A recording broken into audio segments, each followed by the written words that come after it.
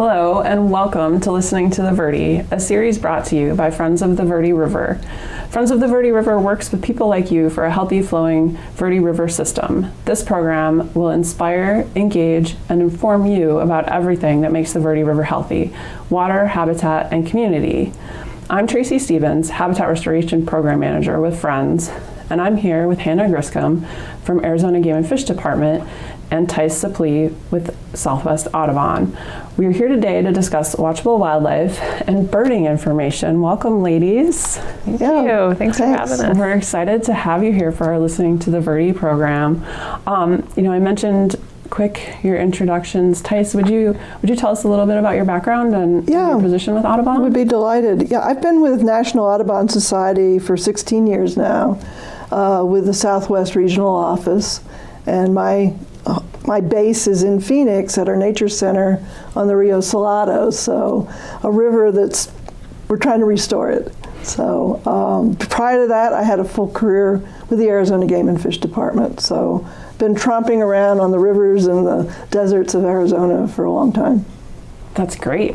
What an awesome experience from both positions. Yes. I'm sure you've seen a lot of the state. I have. Hannah, do you want to explain a little bit about your position with Game and Fish and what office you work out of? Sure. So I'm the habitat specialist for Arizona Game and Fish Department in the Flagstaff office, which is kind of most of north central Arizona. And I've been with them about 7 years, and I do a lot of different things, but really habitat focused. So some restoration projects in forest ecosystems and riparian ecosystems and grasslands in this part of the state. Also have been doing a lot of outreach and education work, and also some wildlife corridor preservation work. So working with counties and cities, developers to try to maintain our wildlife corridors in this part of the state. So that's kind of my job in a nutshell. That's a pretty big nutshell, to be honest. Yeah. That's a great diversity of tasks you get to work on. So you mentioned outreach, and that's primarily what we're here to talk about today. The two programs that we wanted to really discuss are the Arizona Watchable Wildlife Experience, and then also the Important Bird Area programs. And Hannah, could you kind of explain to us what the Watchable Wildlife Experience program is for the state and how that got started? Yeah, so Arizona Watchable Wildlife got started back in about 2012, and it was kind of a group of organizations in the Flagstaff area that wanted to make watchable wildlife easier, wanted to make wildlife viewing easier for the public. And so we created a whole network of sites that are like super easy for the public to get to. They represent a number of different habitats, and the likelihood of seeing wildlife is much higher. So we basically came up with 30 sites within 30 miles of Flagstaff, and we created a website for those sites so the public can see a map, see where the sites are, get directions to the sites. We also have audio guides on there for our sites, so you can download the audio guide on your phone, go out to the site and learn more about what's there and what the history is and all that stuff. So that website is azwatchwildlife.com, and it's kind of centered on Flagstaff right now, but what we're trying to do is work with partners to expand it down here to the Verde Valley. So we've worked with partners such as you, with Friends of the Verde and others, to expand it to about 16 sites along the Verde River. And we're in the process of creating and expanding the website to incorporate these new sites along the Verde. So far, our partners have included Coconino County, Yavapai County, City of Flagstaff, City of Cottonwood, Clarkdale, National Forest Service, Arizona Game and Fish, and Arizona Wildlife Federation. So it's a really broad consortium of partners, and we're basically trying to get people out to enjoy nature and enjoy wildlife. And I think we want to provide this kind of help to people getting going with watchable wildlife. But we also recognize that when people maintain a connection to nature, especially through wildlife, they care more about their natural environment, right? So if you have that direct connection going out into nature, you're going to value it more. You're going to make decisions for our future that are going to include good conservation decisions for wildlife. So that's why we care, and we want people to really enjoy and connect with the outdoors. That's a great overview of the Watchable Wildlife Program, Hannah. Thanks. And I think also the emphasis on making sure that as people are trying to get outdoors and experience our great wildlife resources, that they do so responsibly, but also have that information available to them. Tice, one of the Audubon programs is the Important Bird Areas, or IBAs, and I know there are quite a few in the state, but also within the Verde Valley. Could you talk a little bit about that? Yeah, thanks. Yeah, the Important Bird Area program is a global effort that was launched by BirdLife International, and National Audubon Society is the United States partner for that program. Here in Arizona, we have identified 48 locations in the state, and a science review is always conducted to make sure that the site has conservation benefits for the birds and habitats that warrant special attention. And as you can well imagine, here in our desert, the rivers definitely score. So we have 5 designated important bird areas here in the Verde Valley and downstream. So the Verde River, not quite in its entirety, has some sort of important bird area designation, plus Oak Creek and Fossil Creek. So the purpose of the program is to bring conservation focus. We have local partners. I was thrilled that the town of Camp Verde came to us and wanted their segment of the Verde River designated an important bird area. So there is a tourism and an outdoor recreation opportunity at many of these sites. And so one of the things that Audubon is also involved in is helping getting people connected to visiting these sites at access points, and providing information on what types of birds they might see at those locations.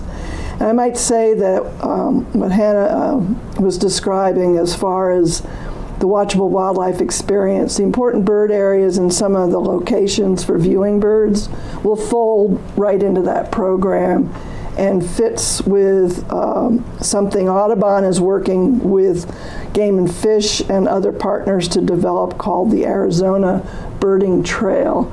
And this is a web-based tool where an individual can go on the web, go to the Arizona Birding Trail, and learn about various locations where they could see birds.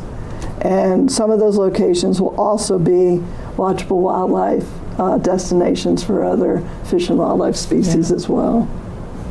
That's great to know that overlap between the birding and the wildlife areas, so that people can experience more when they're visiting those sites. It sounds like there are a lot of people that may be using these sites, and kind of the conservation and recreation overlap. Do you have any idea as to the number of people in Arizona, or the just how many people are participating in these types of activities with watchable wildlife and birding in the state? Yeah, so it turns out watchable wildlife and wildlife viewing is a really big economic driver in Arizona. And there's been a couple of reports that have come out recently that really highlight the value that these activities have on our economy. I have some numbers here. 2 million people in Arizona participate in wildlife-related outdoor recreation every year. So that's a pretty big portion of our population. And 1 in 5 of those is participating in wildlife watching. So that's about 600,000 people every year. Some of those people are seeing wildlife in their backyard or in their neighborhood, and some of them are going on trips exclusively to see wildlife. And right here in Yavapai County, we are seeing amazing numbers associated with watchable wildlife and water-based recreation. So right here in Yavapai County, 200,000 people every year are participating in water-based recreation. And that is creating 9,000 jobs right here in Yavapai County, producing $1 billion of revenue. So for a county of our size, that is an amazing impact. And beyond the aesthetic value of the river, we have this incredible economic driver that we're seeing. That's great to know, and those numbers are really pretty incredible, and just lend to the importance of having this information available to people for the programs that you all are spearheading in the state, but also the importance of preserving areas like the river and making sure that we have those habitats available for the species and for the people to learn more about the species of wildlife and birds that we have in the state. I wanted to kind of transition into why the Verde is so special. What types of species might people be able to see at some of these sites along the river or in the Verde Valley in general? Well, I could start with the birds. And so during the wintertime, a lot of migratory waterfowl and water birds will take advantage of the river and associated ponds and lakes that are in the valley. Summertime, spring and summer, is when birds that migrate and spend their winter time in Mexico or further south come here to the Verde Valley to breed.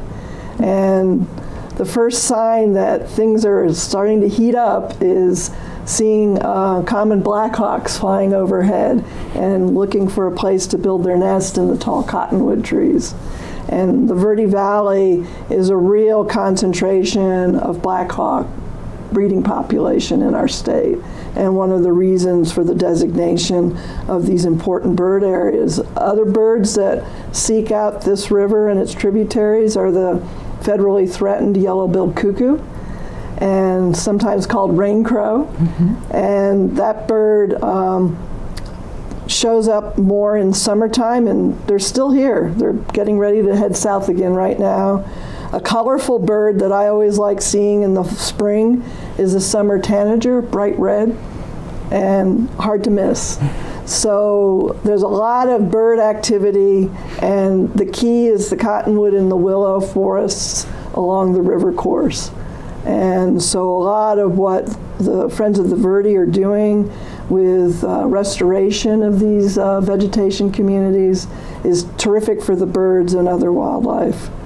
And so the Verde River really does stand out because it is free-flowing, and you can be as adventuresome as you want to experience the Verde. That's right. Or you can hang out in a nice easy chair at the ponds at Dead Horse Ranch State Park. That's great. It's always good to have those That's options. right, yeah. And so I recollect that I got hooked on birds and watching them when I was very young because there was a heron rookery in my neighborhood. And so I could go and see great blue herons and other larger birds. I was a self-described big bird watcher for many years. It's always fun to hear how people got their start in some of these careers. Yeah. What drew you to birding. We're going to take a quick break, and when we come back, we'll talk more with Hannah and Tice about some of the specific sites in the Verde and some wildlife viewing tips.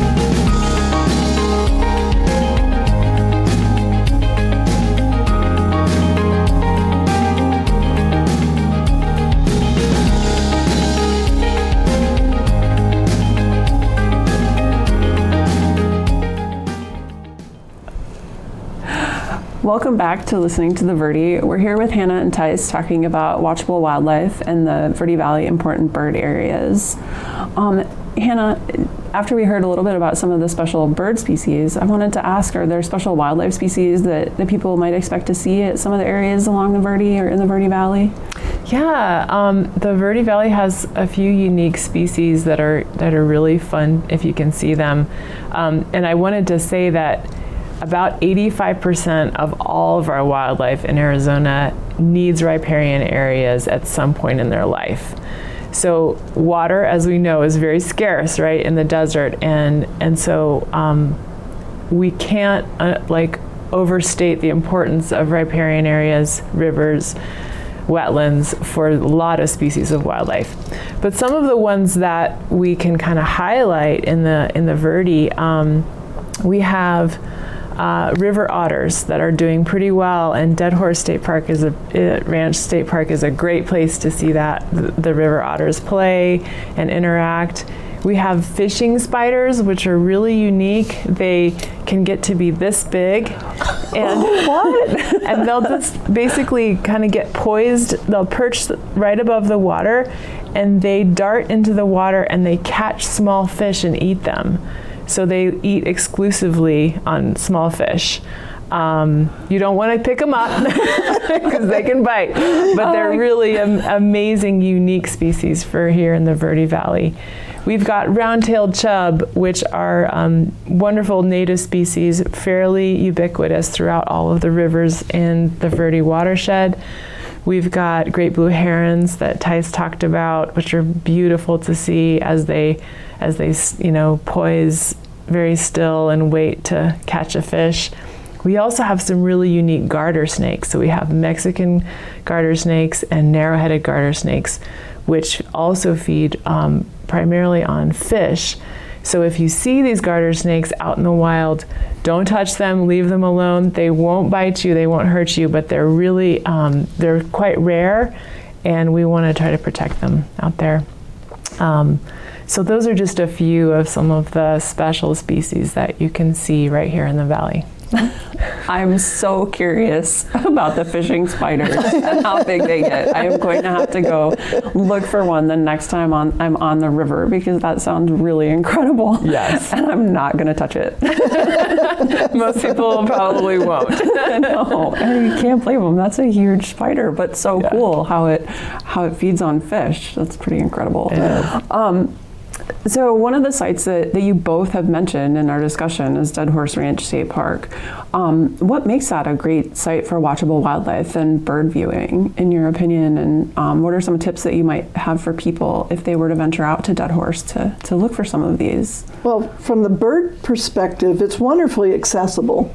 And you can hang out around the fishing ponds and see an awful lot of birds, both water birds. This past spring we had a common loon hanging out on one of the ponds, and that was a lot of fun.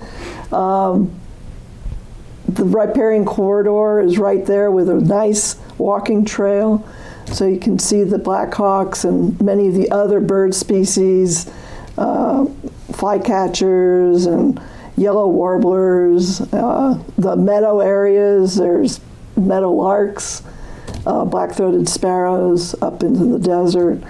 You can hike over to Tavashi Marsh, which is at Tuzigoot National Monument, and in the springtime you can hear the secretive marsh birds, the Virginia rail and the sora vocalizing. It's a great early morning at dawn adventure to go over there to Tavashi Marsh in April and May. And hear those guys. They're hard to see, although I've had Virginia rail run right across the trail in front of me when the marshes had a lot of water. So you never know. That's true. And Hannah, you mentioned that folks may have the opportunity to see otters at Dead Horse. Are there any other of the wildlife species that you mentioned that people may be able to see? I think there's probably a lot of mammals and amphibians and that folks could see there, and fish as well. I don't have a lot of experience at Dead Horse, but I know it's a wonderful place to see all kinds of. They've detected 249 species of birds just in Dead Horse Ranch State Park. That's fabulous. So it's just a wonderful place to see a really diverse number of species. And so accessible. I think that's one of the things that is really good to know too, that it's an easy site to visit, although you have to have a state parks pass or Right. registration fee in order to access the park. One of the other sites that we haven't talked about yet that you guys had brought up earlier in our conversations yesterday was Bubbling Ponds. And it seems like there were some resources there that are worth mentioning, especially for beginners in watchable wildlife and birding. Yes. Yeah, our local Audubon chapter, the Northern Arizona Audubon Society, really has adopted Bubbling Ponds as one of their specialty sites and have raised the funds to build a nature interpretive trail, wonderful interpretive signs to explain not only the birds, but the garter snakes, what plants you're looking at. It's a great little circuit trail, and there's a beautiful ramada that was constructed a few years ago. So great destination for the family. And Bubbling Ponds itself is an Arizona Game and Fish Department fish hatchery where they are raising native fishes.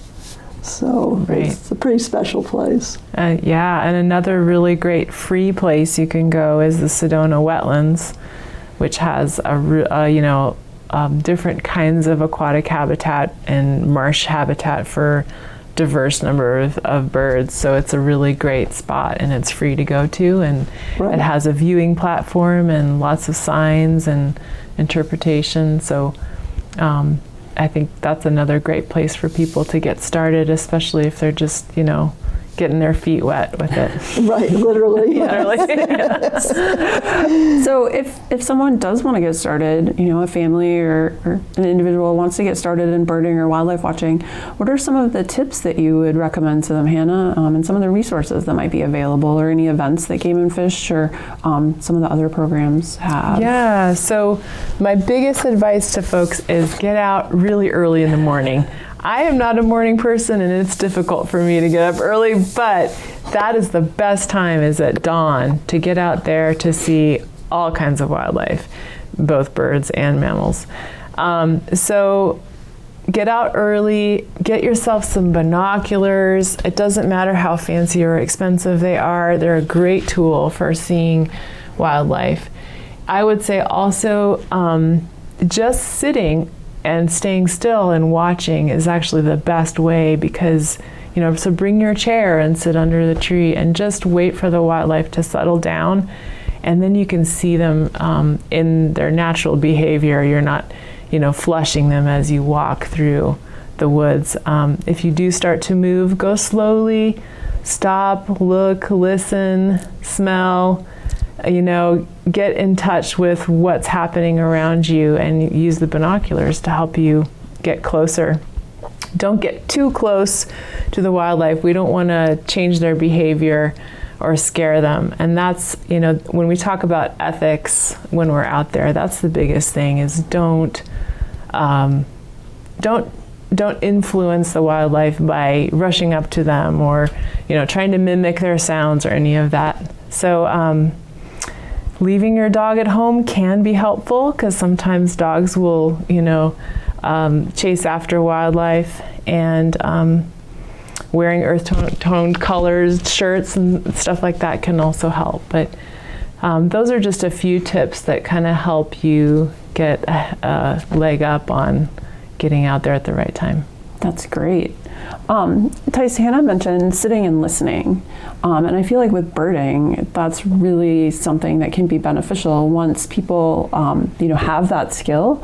But are there tools available that people might be able to use that would help them in learning to bird by sound? Yes, most definitely. Technology is a wonderful asset these days, and I don't know if we can get this on the camera or not, but Merlin is a downloadable free app from Cornell's Laboratory of Ornithology, and they recently added a sound identification element to this app, and it works great for identifying your bird. If you can actually get a photo of the bird, that's terrific, and you can use iNaturalist then for that. But for Merlin, you just start IDing the bird. How big is it? What are the colors? What is it doing? Is it swimming on the water? Is it sitting perched in a tree? Is it feeding on the ground? And this app gets your location and then will come up with the likely list of birds based on your description. If you can actually do a sound recording of the bird, if you're hearing it, this app will give you a list of possible birds, and I've tried it out, and it's amazingly good. And I've talked to some people that are brand new with trying to identify birds, and they really like this app. Additionally, a birding guide like this takes a little bit more time to get familiar with because all North American birds are in this book. It's only 850, right? Right. Sometimes using a guide that's just for the Western or a guide that's just Arizona, New Mexico might be a little easier. Anyway, it's easy to get started. We do have an Audubon chapter, Northern Arizona Audubon Society, and their website will offer birding trips. And there are also, many of our chapters are getting involved with family, inviting families to come out for a bird watching experience with them. That's great. Hannah, were there other events that Game and Fish sponsors that people might find interesting? Yeah, so we have a really fun and active watchable wildlife program out of our Phoenix office, and they're just focused on providing programs that the public want to attend. So we have a bat netting event, which is amazing. You won't actually get to handle the bat, but you can get a real close-up look at a bat, which is an incredible experience. We've got bighorn sheep tours. We have bison viewing tours. We have wildlife photography workshops. So if you go online and you Google Arizona Game and Fish watchable wildlife events, you'll get to see a whole calendar of events you can sign up for. And we're really just geared at getting people outdoors, enjoying all of these different species that we have to look at and enjoy. Our executive director, I believe, participated in one of the bat netting events a year or so ago, and she really enjoyed it. She's very interested in bats, and so it was a great experience. And the biologists leading the event were fantastic, and so she really learned a lot and had a great experience. Wonderful. So our customer satisfaction on these events, I'm very proud to say, is like 97% just love them. So it's been really fun to see this program grow and expand over the last couple of years. Oh, that's great. Well, that wraps up our time today for this episode of Listening to the Verde. Tice and Hannah, thank you both so much for sharing all this great information, and hopefully we've inspired some future birders or wildlife watchers to get out and start experiencing these wonderful species that we have in the valley. Thanks for watching our episode of Listening to the Verde. For more information, you can go to verderiver.org/listening. Thanks.